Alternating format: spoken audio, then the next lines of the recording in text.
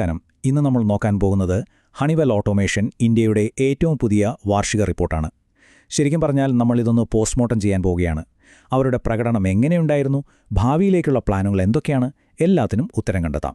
അപ്പോൾ തുടങ്ങാമല്ലേ? അപ്പോൾ ഇതാണ് ഏറ്റവും വലിയ ചോദ്യം, അല്ലേ? ഇന്ത്യയിലെ ഇത്രയും വലിയൊരു ടെക്നോളജി ഓട്ടോമേഷൻ കമ്പനി കഴിഞ്ഞ സാമ്പത്തിക വർഷം ശരിക്കും എന്തു ചെയ്തു? അവർ തിളങ്ങിയോ അതോ കുറച്ചൊന്ന് മങ്ങിയോ? നമുക്ക് നേരെ ഉത്തരത്തിലേക്ക് തന്നെ പോകാം. ഇതാണ് ഹെഡ്ലൈൻ നമ്പർ. 2024-25 സാമ്പത്തിക വർഷത്തിൽ ഏകദേശം 4190 കോടി രൂപയുടെ വരുമാനം. ഓക്കെ, ഇത് വലിയൊരു സംഖ്യ തന്നെയാണ്, ഒരു സംശയവുമില്ല. പക്ഷേ ഈ ഒരു നമ്പർ മാത്രം കണ്ടിട്ട് നമുക്ക് എന്തെങ്കിലും പറയാൻ പറ്റുമോ? ഇത് ശരിക്കും നല്ലൊരു പെർഫോമൻസ് ആണോ? അപ്പോൾ കഴിഞ്ഞ വർഷത്തെ വെച്ച് നോക്കുമ്പോൾ ഏകദേശം ഒരു 3% വർധനവ്. അതായത് ഇതൊരു കൂട്ടൻ സിക്സർ അടിച്ച പോലെയല്ല, പക്ഷേ ഒരു നിർണായക ഘട്ടത്തിൽ നേടിയൊരു ബൗണ്ടറി പോലെയാണ്. സ്റ്റഡി ആയിട്ടുള്ള, എന്നാൽ ഒരുപാടങ്ങ് തുള്ളിച്ചാടാനില്ലാത്തൊരു വളർച്ച. അപ്പോൾ ഈ നമ്പറിന് പിന്നിലുള്ള കഥ എന്താണെന്ന് നമുക്ക് കുറച്ചുകൂടി ആഴത്തിലൊന്ന് നോക്കിയാലോ? അപ്പോൾ ശരി, ഈ വളർച്ച എങ്ങനെ നിലനിർത്താനും ഇനി അങ്ങോട്ട് ഇതിലും നന്നായി പെർഫോം ചെയ്യാനും എന്താണ് ഹണിവെല്ലിന്റെ ഗെയിം പ്ലാൻ? അവിടെ സ്ട്രാറ്റജി എന്താണെന്ന് നമുക്ക് നോക്കാം. ഇതിനെ നമുക്ക് സിമ്പിളായിട്ട് ഒരു 3 കാലുള്ള കസേരയായിട്ട് സങ്കല്പിക്കാം. ഓരോ കാലും കമ്പനിയുടെ ഭാവിയെ താങ്ങി നിർത്തുന്ന ഓരോ പ്രധാനപ്പെട്ട കാര്യങ്ങളാണ്. ഒന്നാമത്തേത് എനർജി ട്രാൻസിഷൻ, അതായത് ഊർജ്ജമാറ്റം പോലുള്ള പുതിയ മേഖലകളിൽ ഓട്ടോമേഷൻ ഉപയോഗിച്ച് കാര്യക്ഷമത കൂട്ടുക. രണ്ടാമത്തേത് ഈ ഡിജിറ്റൽ ലോകത്തുള്ള അവസരങ്ങൾ മാക്സിമം മുതലെടുക്കുക. പിന്നെ മൂന്നാമത്തേത് പുറത്തുനിന്ന് വേറെ കമ്പനികളെ വാങ്ങിക്കൂട്ടുന്നതിന് പകരം സ്വന്തമായിട്ട് തന്നെ വളരാൻ ശ്രമിക്കുക. വളരെ ലളിതവും എന്നാൽ ശക്തവുമായൊരു പ്ലാനല്ലേ? അവരുടെ ഡിജിറ്റൽ പ്ലാനിൽ എപ്പോഴും കേൾക്കുന്നൊരു വാക്കാണ് ഈ OT സൈബർ സെക്യൂരിറ്റി. പേര് കേട്ടിട്ട് പേടിക്കേണ്ട, സംഭവം സിമ്പിളാണ്. നമ്മൾ നമ്മുടെ വീട്ടിനൊരു സെക്യൂരിറ്റി സിസ്റ്റം വെക്കില്ലേ? അതുപോലെ തന്നെ രാജ്യത്തെ വലിയ വലിയ ഫാക്ടറികൾക്കും പവർ പ്ലാന്റുകൾക്കുമൊക്കെയുള്ള ഒരു ഹൈടെക് സൈബർ സെക്യൂരിറ്റി ഗാർഡാണിത്. ഇന്നത്തെ കാലത്ത് ഇത് എത്രത്തോളം അത്യാവശ്യമാണെന്ന് നമുക്ക് എല്ലാവർക്കും അറിയാമല്ലോ. അപ്പോൾ സ്ട്രാറ്റജിയൊക്കെ കേൾക്കാൻ നല്ല രസമുണ്ട്. പക്ഷേ ഇതൊക്കെ വെറും പേപ്പറിൽ ഒതുങ്ങുന്ന കാര്യങ്ങളാണോ, അതോ ശരിക്കും ഗ്രൗണ്ടിൽ എന്തെങ്കിലും നടക്കുന്നുണ്ടോ? ഈ തന്ത്രങ്ങളൊക്കെ എങ്ങനെയാണ് യഥാർത്ഥ വിജയങ്ങളായിട്ട് മാറുന്നതെന്ന് നമുക്ക് നോക്കാം. ഇതൊരു സാധാരണ ഫാക്ടറി അല്ല കേട്ടോ. നമ്മുടെ ഇന്ത്യ ഇലക്ട്രിക് വാഹനങ്ങളിലേക്ക് മാറാൻ ശ്രമിച്ചുകൊണ്ടിരിക്കുകയാണല്ലോ. അപ്പോൾ അതിനുവേണ്ട ബാറ്ററികൾ ഉണ്ടാക്കുന്ന ഒരു ഭീമൻ ഫാക്ടറിയാണിത്. എന്നുവെച്ചാൽ ഇന്ത്യയുടെ ഗ്രീൻ എനർജി സ്വപ്നങ്ങളുടെ ഒരു പ്രധാനപ്പെട്ട ഭാഗത്താണ് ഹണിവെൽ പ്രവർത്തിക്കുന്നത്. ഇത് ശരിക്കും വലിയൊരു കാര്യമാണ്. സുഹൃത്തുക്കളെ, ഇതാണ് ഊർജ്ജത്തിന്റെ ഭാവി എന്ന് പറയുന്നത്. ഒരു തരത്തിലുള്ള മലിനീകരണവുമില്ലാത്ത ഗ്രീൻ ഹൈഡ്രജൻ ഇന്ധനം. അപ്പോൾ ആ രംഗത്ത് ഒരു പരീക്ഷണ പദ്ധതിയുടെ തലച്ചോറ് തന്നെ ഹണിവെല്ലാണെന്ന് പറയുമ്പോൾ അവർ എത്രത്തോളം ഫ്യൂച്ചറിനെക്കുറിച്ച് ചിന്തിക്കുന്നുണ്ടെന്ന് നമുക്ക് മനസ്സിലാക്കാം.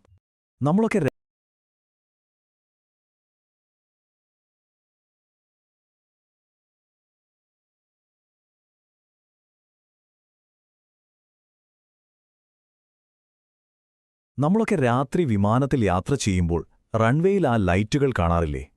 ഒരു വിമാനം സേഫായിട്ട് ലാൻഡ് ചെയ്യാനും ടേക്ക് ഓഫ് ചെയ്യാനും ആ ലൈറ്റുകൾ എത്രത്തോളം പ്രധാനമാണെന്ന് ഓർത്തുനോക്കൂ.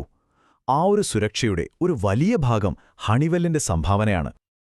അപ്പോൾ ഇതൊക്കെയാണ് അവരുടെ വലിയ വിജയങ്ങൾ. പക്ഷേ ഒരു കമ്പനിയുടെ ആരോഗ്യം എന്ന് പറയുന്നത് ഈ ലാഭത്തിന്റെയും നഷ്ടത്തിന്റെയും കണക്കിൽ മാത്രം ഒതുങ്ങുന്ന ഒന്നല്ലല്ലോ, അല്ലേ? അതിന്റെ അടിത്തറ എത്രത്തോളം ശക്തമാണെന്ന് കൂടി നമ്മൾ അറിയണ്ടേ? ഇവരുടെ ഒരു ലക്ഷ്യമുണ്ട്. മിഷൻ സീറോ ഹാം എന്നാണ് അതിന് പറയുന്നത്. അതിന്റെ അർത്ഥം എന്താണെന്ന് വെച്ചാൽ ജോലിസ്ഥലത്ത് ഒരാൾക്ക് പോലും ഒരു ചെറിയ പരിക്ക് പോലും പറ്റാൻ പാടില്ല. ഈ കാണുന്ന കണക്കുകൾ ശരിക്കും കാണിക്കുന്നത് അവരാ ലക്ഷ്യത്തിലേക്ക് എത്തുന്നുണ്ടെന്നാണ്. ഇത് ജീവനക്കാരോടുള്ള അവരുടെ കരുതലിന്റെ ഒരു വലിയ തെളിവാണ്. ഇപ്പോൾ ഉദാഹരണത്തിന് വിദ്യാഭ്യാസം തന്നെ എടുക്കാം. അവർ വെറുതെ പണം കൊടുത്ത് കൈയൊഴിയുകയല്ല ചെയ്യുന്നത്. പകരം കുട്ടികൾക്ക് സയൻസിലും ടെക്നോളജിയിലുമൊക്കെ ഒരു താൽപ്പര്യമുണ്ടാക്കുന്ന തരത്തിലുള്ള പ്രോഗ്രാമുകൾ നടത്തുന്നു. ഒരു തരത്തിൽ പറഞ്ഞാൽ നാളത്തെ ശാസ്ത്രജ്ഞരെ വാർത്തെടുക്കുകയാണ്. അതുപോലെ തന്നെ വൈദ്യുതിയില്ലാത്ത ഗ്രാമങ്ങളിൽ സോളാർ പാനലുകൾ വെച്ചുകൊടുക്കുന്നു. ഇതൊക്കെയാണ് ശരിക്കും ഒരു മാറ്റം കൊണ്ടുവരുന്നത്. 11 കോടിയിൽ കൂടുതൽ രൂപ ഓരോ വർഷവും. ഒന്നാലോചിച്ച് നോക്കിക്കേ, അത് എത്ര വലിയ തുകയാണെന്ന്. ആ പണം കൊണ്ട് ഓരോ വർഷവും എത്ര സ്കൂളുകൾക്കോ ആശുപത്രികൾക്കോ അല്ലെങ്കിൽ ഗ്രാമങ്ങൾക്കോ സഹായം നൽകാൻ പറ്റും. ഇത് വെറുമൊരു കണക്കല്ല, അവരുടെ സാമൂഹിക പ്രതിബദ്ധത എത്രത്തോളം ആഴത്തിലുള്ളതാണെന്നുള്ളത് കാണിക്കുന്നത്. ഈ ലിസ്റ്റിൽ ആ ഗോൾഡൻ പീകോക്ക് അവാർഡ് എന്ന് പറയുന്നത് ഒരു ചെറിയ കാര്യമല്ല. ഇന്ത്യയിൽ ഒരു കമ്പനി എത്രത്തോളം സത്യസന്ധമായിട്ടും സുതാര്യമായിട്ടുമാണ് പ്രവർത്തിക്കുന്നത് എന്നതിനുള്ള ഒരു വലിയ അംഗീകാരമാണിത്. സ്കൂളിൽ നമുക്കൊരു ഗുഡ് സ്റ്റുഡന്റ് ബാഡ്ജ് കിട്ടുന്ന പോലത്തെ ഒരു സംഭവമാണിത്. ഓക്കെ, ഇതെല്ലാം കേൾക്കാൻ നല്ല രസമുണ്ട്. പക്ഷേ ദിവസത്തിന്റെ അവസാനം ഒരു നിക്ഷേപകൻ എന്ന നിലയിൽ നമ്മൾ എന്താണ് നോക്കുന്നത്? അതെ, ലാഭം. അപ്പോൾ നമുക്ക് കാര്യങ്ങളുടെ ഫിനാൻഷ്യൽ സൈഡിലേക്ക് വരാം. ഈ കണക്കുകളിലേക്ക് ഒന്ന് നോക്കിക്കേ. ഇവിടെ രസകരമായൊരു കാര്യമുണ്ട്. കയറ്റുമതിയും വളരുന്നുണ്ട്, ഇന്ത്യക്കകത്തുള്ള ബിസിനസ്സും വളരുന്നുണ്ട്.